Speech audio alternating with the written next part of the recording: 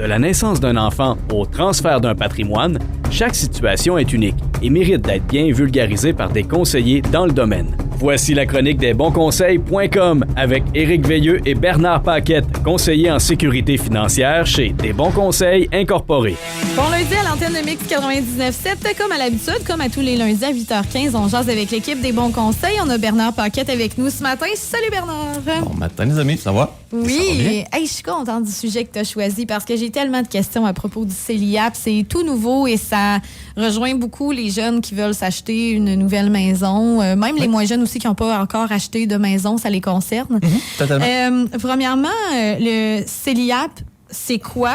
Puis deuxièmement, est-ce que c'est juste pour s'acheter une maison?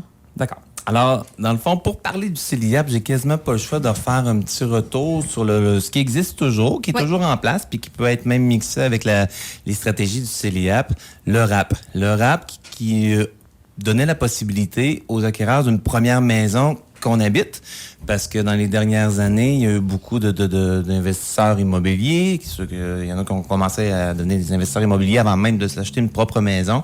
C'était rendu comme l'espèce de technique de get rich quick d'Internet. Là. Exact. Tu sais, pendant un certain temps, ça a fonctionné. Puis il va toujours en avoir des périodes de même que des gens très, très, très optimistes vont réussir à saisir, opportunistes, qui vont réussir à saisir des stratégies comme ça vraiment sur le fly. Mais, OK, dans le sens qu'il y en a peut-être que, mettons, vu que les maisons étaient pas chères, ont acheté une maison qui avait 2 logements dedans, ont ramassé l'argent des 2 logements, mais n'habitaient pas dans cette maison-là, mais c'était leur premier achat, dans le fond. Exact. Okay. Mais le premier achat, mais lorsque c'est pas une maison que tu habites, tu ne réponds pas au règlement qui doit être mis en place, aux règles pour être apte à avoir le RAP ou le CELIAP. Okay. Donc, il y a un formulaire qui existe. Et je vous invite à aller le consulter, le T1036, voir les définitions. Mais à la base, si vous n'avez jamais été propriétaire, on parle d'un jeune standard, un adulte ou peu importe, vous avez toujours resté en logement, c'est votre première maison. Alors, la manière que ça fonctionnait, c'est que je devais cotiser à mon propre REER, dans le fond, avec mes droits de cotisation REER. Puis c'est quoi un droit de cotisation REER? C'est qu'à partir du moment qu'on commence à travailler, il y a un 18 % de notre salaire qui devient des droits de REER possibles. D'accord? Fait que ça, je dois accumuler. Donc, est-ce qu'un jeune peut mettre en partant 8 000? Pour la plupart, non, parce qu'ils n'auront pas de l'espace à mettre 8 000 dans leur REER parce qu'ils n'auront pas accumulé des droits de cotisation. Le droit de cotisation, là, me semble, il est écrit, c'est sur l'avis de cotisation l'avis de cotisation qu'on fédérale, voit combien on peut voir. mettre. Hein, exact, exactement.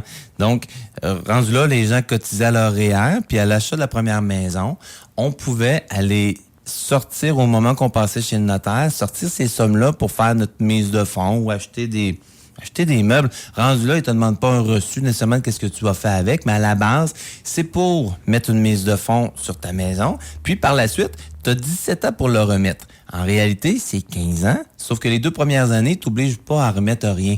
Fait que ça commence à la 3e année que tu dois commencer à faire ton remboursement. Fait que ça, on y va de façon très, très, très simple. Tu vas réussir à mettre un 30 000 dans ton REER. Si tu veux faire un RAP, ben, tu sors ton argent, tu le mets comme mise de fonds sur la maison. Puis à partir de la 3e année, ben, c'est un 2 000 que tu as l'obligation de remettre dans ton... Il n'y a pas d'intérêt, dans le fond, parce que c'est ton propre argent, toi. Quand tu dis il n'y a pas d'intérêt... Ben, tu rembourses ce que tu dois. Si tu as mis 30 000, tu rembourses 30 000. Tu ne rembourses pas 30 000 plus d'un pourcentage d'intérêt. Là. Le wow, c'est que tu as bénéficié d'un retour d'impôt lorsque tu as fait tes cotisations REER. Fait que ça, on y va...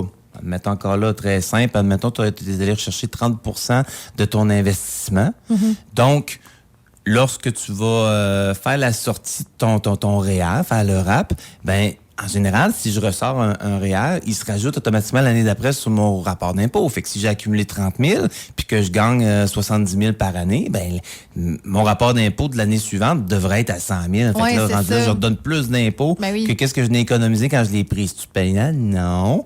Mais quand on fait le RAP, c'est que c'est ça. Il nous permet de le sortir net. Fait que mon 30 000 est rendu à 34 000 avec les intérêts que j'ai faits dans mon placement. Parce que je pensais que c'était ça que tu me disais, Rose Soleil. Mais je ressors mon 34 000, fait que j'ai le droit, je le mets en mise de fonds, puis par la suite, je dois le redonner, mais tu as raison, il n'y a pas d'intérêt.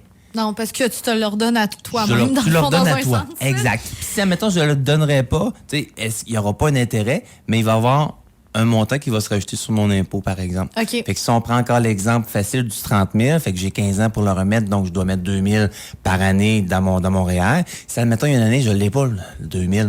C'est arrivé une bad luck, puis je l'ai pas. Je gagne 60 000. Bon, mais sur mon rapport d'impôt, mon comptable va inscrire 62 000 de revenus. Ah, OK. Donc, c'est ça qui arriverait, quelqu'un qui rembourse pas. Fait Là, que on c'est parle pas- du RAP. C'est pas la fin du monde, c'est juste que tu vas commencer à payer Pas de la l'impôt fin du sur monde. ces- On le redonne Ouais. par petites graines. Qu'est-ce que j'ai réussi à avoir au départ? C'est une façon qui est avantageuse d'aller acheter sa première maison, mais pourquoi est-ce que je voudrais aller vers le CELIAP? C'est quoi CELIAP? C'est quoi qu'il y a de différent dans le fond avec le REER? Ben, la première ligne qui, moi, me saute aux yeux, mais que c'est pas évident pour tout le monde, c'est que CELIAP, à partir de cette année, si j'ouvre un CELIAP, puis on prend l'exemple d'un enfant d'un jeune adulte, il vient d'avoir son 18 ans, admettons Faut qu'il y avoir ait 18 ans? un classique. Oui, pour avoir un placement à notre nom, il OK. faut avoir 18. Donc, admettons, on y va sur un classique. Il n'a jamais travaillé. Le jeune est encore aux études, mais tu sais, avec les années, il ramasse de l'argent pareil, des cadeaux, puis des petites jobines sur le side, mais tu sais, il n'a à peu près jamais donné d'impôt, donc il n'a pas de droit de cotisation REER. Ben, il pourrait quand même mettre tout de suite un 8 000 dedans. Fait que ça, comme j'ai mentionné tout à l'heure, les jeunes, souvent, ils n'ont pas de droit de cotisation REER ou très peu. Donc, d'aller les utiliser, ça peut être limitant parce que ça se peut que tu n'aies pas beaucoup d'argent à investir. Ouais. Et deux, ça fait en sorte que je les barre tout de suite. Puis si tu as un revenu de 20 000 mettons, par année, là, puis même 15 000 par année, c'est avantageux de prendre un REER? Non, je donne à peu près pas d'impôt. Oui, c'est ça.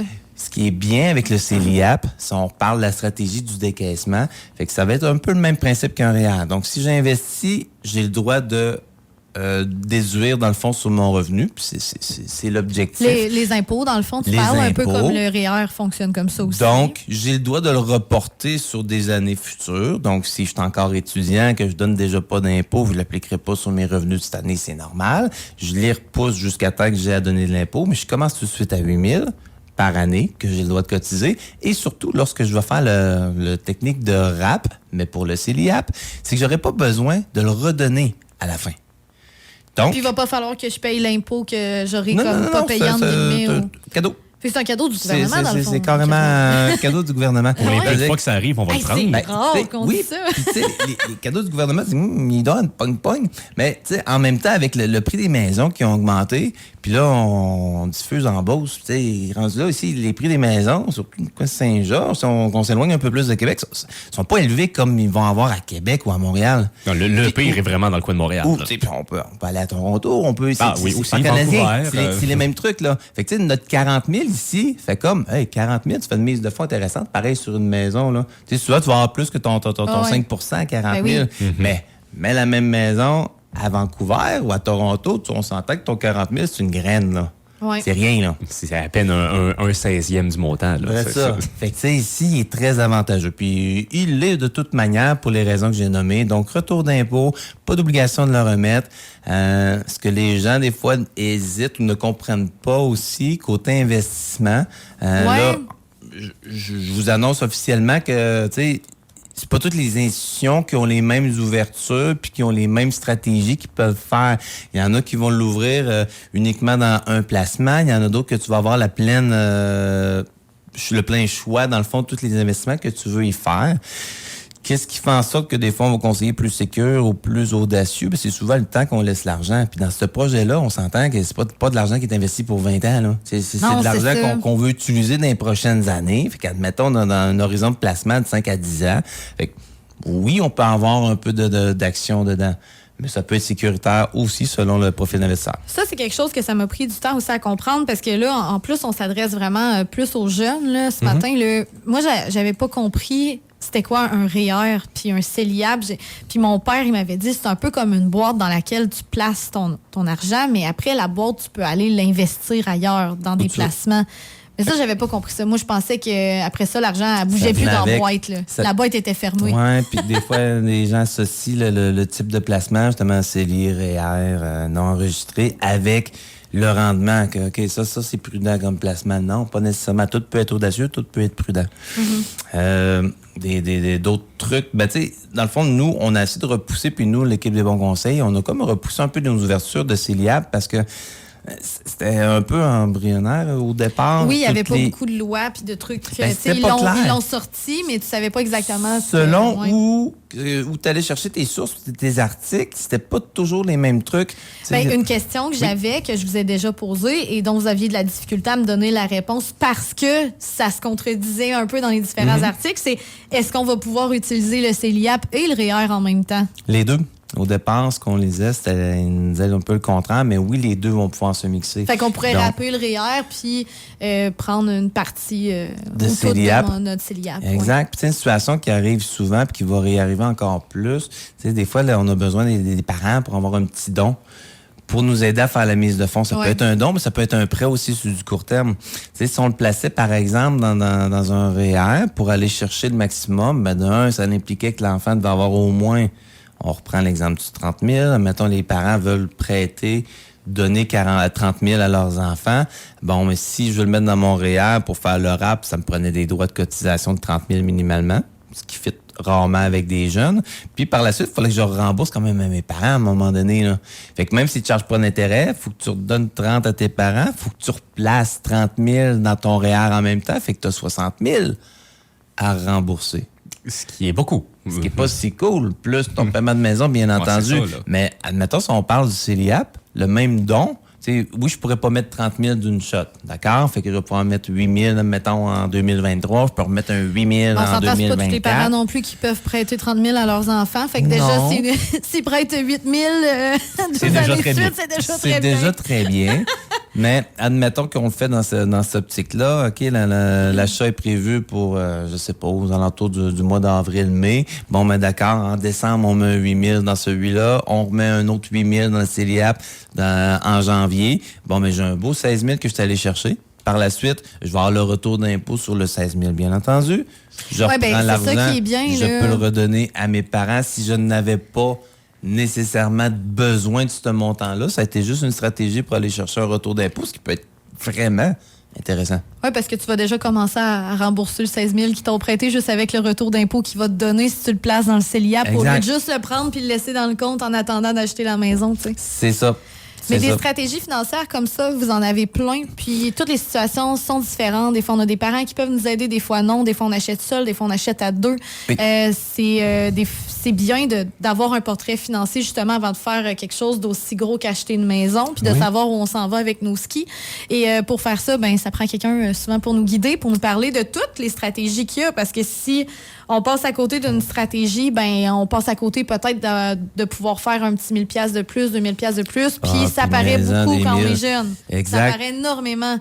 Ça va te permettre d'acheter plus d'affaires, justement, pour rentrer dans la maison. Oui, puis d'avoir un paiement plus petit à faire par la suite. Puis, tu sais, un petit blitz d'infos, parce que je sais qu'on avance dans le temps, mais, tu sais, dans le fond, 8 000 par année de cotisation qu'on peut aller verser dans le CELIAP à partir du moment qu'on a 18 ans, mais à partir du moment où on a ouvert un. Donc, vous m'entendez aujourd'hui, vous savez qu'éventuellement, vous voulez vous acheter une maison, vous n'avez pas d'argent nécessairement à investir. Ce que je dis 8 000 depuis tantôt, 100 $, on peut en ouvrir un. J'investis mon 100 $ en 2023, quelque part avant le 31 décembre, mon 8 000 de droits non utilisés, dans le fond, je vais l'acquérir. Si j'en ai pas d'ouvert, puis je l'ouvre juste en janvier 2024, je peux pas aller rechercher l'année 2023 de 8 000 que j'ai pas mis dedans. Je dois absolument en avoir un d'ouvert, donc c'est le moment de le faire. C'est bien de l'ouvrir juste en cas de, dans le fond. Oui, totalement. Les REER vont éventuellement pouvoir se transférer, peuvent se transférer vers le CELIAP. Fait que quelqu'un qui dit, Colin, je vais avoir su, j'aurais ouvert un CELIAP au lieu d'ouvrir un REER pour mettre de l'argent dedans. On peut transférer les sommes du REER vers le CELIAP. Je pensais que c'était juste CELIAP vers REER. Non. Et qu'est-ce qui arrive si jamais je ne deviens jamais propriétaire, je deviens locataire à vie? Mais il y a possibilité de retransférer CELIAP dans tes REER. Donc, es-tu pénalisé d'un bord ou de l'autre? Non. Est-ce qu'il y en a un qui est plus adapté que l'autre? Je dirais que oui, mais pour les gens qui ont l'épargne vraiment difficile, que pour eux autres, ils aimeraient avoir des trucs pas s'obliger à, le RAP est intéressant parce que tu es obligé de le rembourser. Et ça se peut très bien qu'il y ait un mix justement entre le CELIAP et le RAP qui se fasse. OK. Mais c'est surveiller super ça. intéressant, hein, vraiment. Merci beaucoup, Bernard. Bernard Paquette, des bons conseils. Desbonsconseils.com si vous voulez avoir tous les détails ou prendre rendez-vous avec l'équipe. D'ailleurs, c'est gratuit pour une consultation, pour jaser avec les gars. Les gars le savent pas des fois. Les gens le savent pas des fois que ça coûte Fais juste rien en d'aller sortir vous plus voir. riche. Fait que c'est Ouais, quoi le exactement. risque? Il y en a pas. Hey, merci beaucoup, Bernard. Salut. Merci à vous deux. Bye. Desbonsconseils.com vous a été présenté par Éric Veilleux et son équipe située au 135-25 boulevard Lacroix à Saint-Georges. De la naissance d'un enfant au transfert d'un patrimoine, différentes stratégies s'offrent à vous. Parce que chaque situation financière est unique. Vous devez vous assurer d'en tirer le maximum. Notre équipe d'expérience est là pour vous donner les bons conseils dont vous avez besoin. Communiquez avec nous au 228-72-24 ou desbonsconseils.com.